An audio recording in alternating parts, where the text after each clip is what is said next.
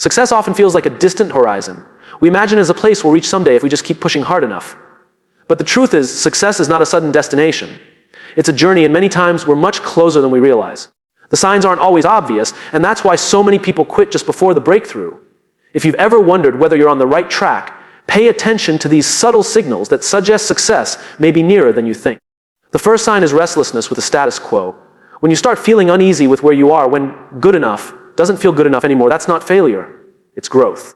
That discomfort is your inner compass telling you that you're ready for the next level. The people who stop growing are the ones who settle, but if you can't settle, it means you're still moving forward. The second sign is how you respond to setbacks. In the early stages, failures feel like proof that you're not cut out for it. But at some point, that shifts. A rejection becomes feedback, a mistake becomes data, and a delay becomes preparation. If you've reached a place where you can see challenges as part of the process instead of the end of the road, you're already operating from the mindset of someone who succeeds. The third sign is that opportunities start finding you. When you've been showing up consistently, putting in the work, and building quietly, people begin to notice, even if you don't. Invitations, collaborations, and unexpected doors begin to open. What looks like luck is often just the world finally catching up to the work you've been doing in silence. The fourth sign is that your vision feels bigger than your fears.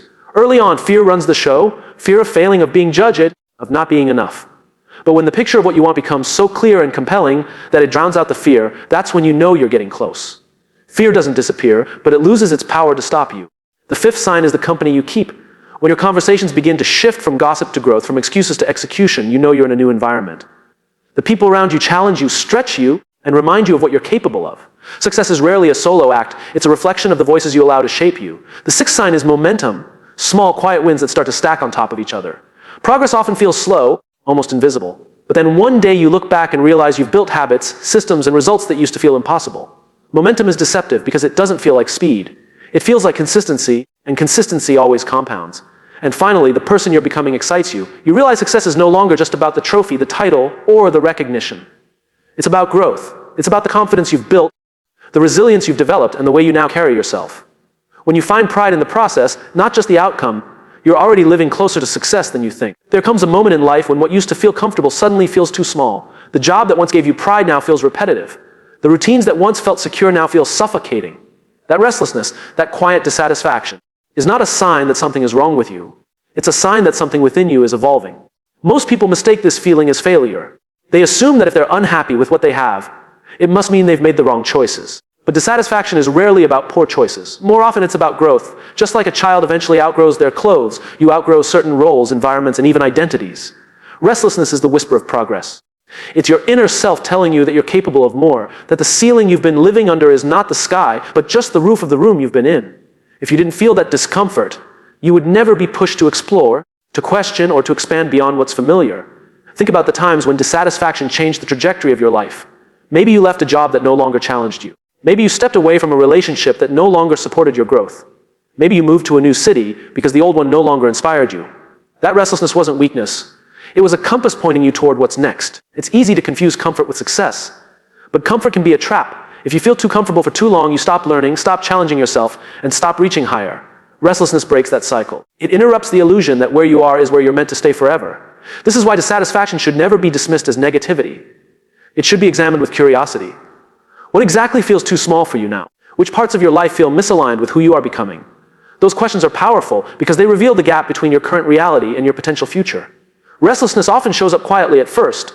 A subtle boredom, a lack of excitement, a sense of going through the motions. Left unacknowledged, it grows louder, turning into frustration or even burnout. But if you pay attention early, you can channel that energy into movement, using dissatisfaction as fuel rather than letting it drain you. The truth is, being restless with the status quo doesn't mean you're failing. It means you're paying attention. It means you've outgrown the old version of yourself, and your next chapter is already waiting to be written. There was a time when every obstacle felt like proof you weren't good enough.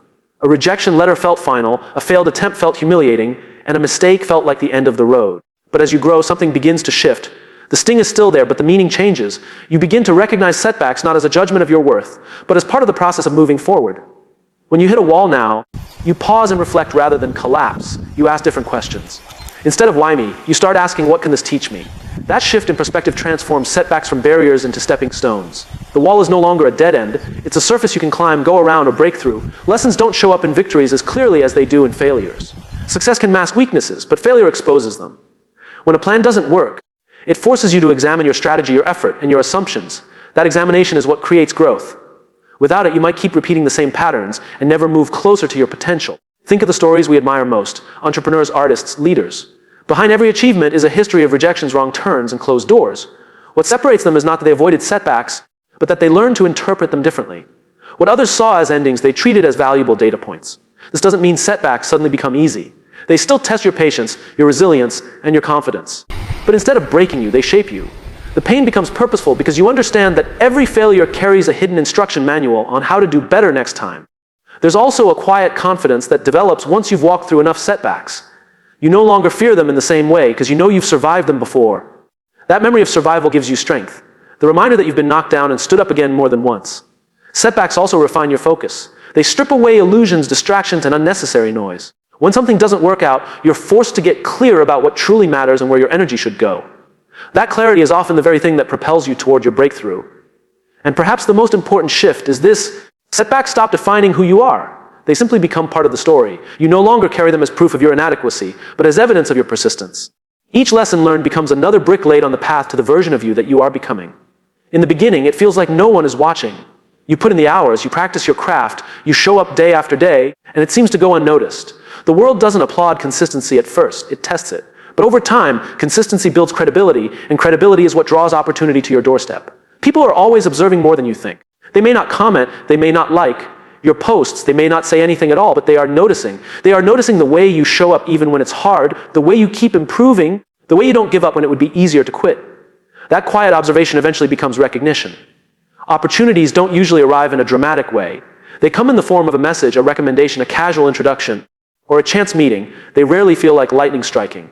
More often, they're the result of someone deciding that you've proven yourself trustworthy and consistent enough to take a chance on. This is why consistency matters more than bursts of brilliance. A single moment of talent may impress people, but repeated reliability earns their trust. When people know they can count on you, they think of you first when opportunities arise. What looks like luck is often just the long, delayed reward of showing up consistently. Opportunities also come because effort is magnetic. When people see genuine dedication, they're drawn to it. They want to be part of that energy, to collaborate with it, to support it. Effort is contagious, it signals seriousness, and seriousness attracts resources, mentors, and partnerships that were invisible before. The shift happens when you stop chasing every opportunity and opportunities start chasing you. Instead of sending countless requests, people begin reaching out to you. Instead of convincing others to take you seriously, they already do because your track record speaks louder than any words. That's when you realize the work you thought was ignored has been quietly building a reputation.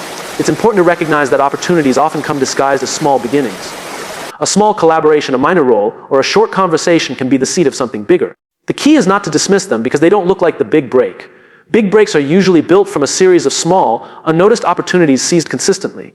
And when opportunities start to find you, it's not just about the doors that open, it's about what it reveals about you. It means you've crossed the line from being someone who hopes to be seen to being someone who cannot be ignored. The effort, the consistency, the persistence, it all adds up to a reputation that travels further than you do. Fear never fully disappears. It's there when you start something new, when you step on unfamiliar ground, when you dare to imagine a bigger life. But there comes a point when the fear is no longer the loudest voice in the room. Instead, your vision begins to take center stage, and the picture of what could be grows stronger than the doubts that once held you back. In the early stages, fear is overwhelming. It convinces you to play small, to stay safe, to avoid risks. But when your vision becomes clear, when you can see, almost touch, the life you want to build, it begins to outweigh fear. Clarity acts like a magnet, pulling you forward even when fear is tugging at your heels. Clarity doesn't erase uncertainty, but it gives you a reason to face it. When you know what you're working toward, the setbacks feel less discouraging, and the risks feel more worth taking. The fear of failure shrinks compared to the fear of never trying at all. That's when you realize your vision has grown larger than your hesitation. This shift is powerful because it changes the decisions you make. Instead of asking, what if I fail? You begin asking, what if I succeed? Instead of being paralyzed by all the things that could go wrong, you are energized by imagining what could go right. That change in perspective transforms fear from an obstacle into background noise. When your vision grows bigger, it also fuels resilience. Doubt still visits, but it doesn't derail you in the same way. You can picture the future so clearly that it feels almost real, and that mental image becomes a source of strength. You endure more, risk more, and sacrifice more because the vision is worth it. There's also a discipline that comes with clarity. Fear thrives in vagueness and uncertainty, but vision thrives in detail. When you know exactly what you want, you naturally align your habits, your choices, and your energy toward it. Each step forward reinforces the picture, and each small win reminds you that the vision is not just possible, it's already unfolding. Clarity also attracts others. When you can articulate your vision with conviction, people are drawn to it. They see that your belief is stronger than your fear, and belief is contagious. Your vision starts to inspire those around you, creating a ripple effect that extends beyond your own journey. And perhaps the most telling sign of this shift is the way fear begins to feel like a companion rather than an enemy. You no longer wait for it to vanish, you accept that it will walk beside you. But your vision walks taller, speaks louder, and shines brighter, guiding you forward with more certainty than fear could ever hold. One of the clearest signs that you're moving closer to success is noticing a change in the conversations around you. The topics shift. Instead of dwelling on complaints, gossip, or distractions, the dialogue becomes about ideas, possibilities, and growth. The words spoken in your circle act like mirrors, reflecting not just where you are, but where you're heading. The right conversations make you uncomfortable in the best way. They stretch your thinking, force you to question assumptions, and invite you to see beyond your current limitations. When you leave a conversation not with validation, but with inspiration, that's when you know your environment is aligned with your future. These conversations rarely happen by accident. They are drawn to consistency, effort, and vision. People who challenge you tend to appear when you're ready for the next stage of growth, almost like teachers arriving when the student has prepared.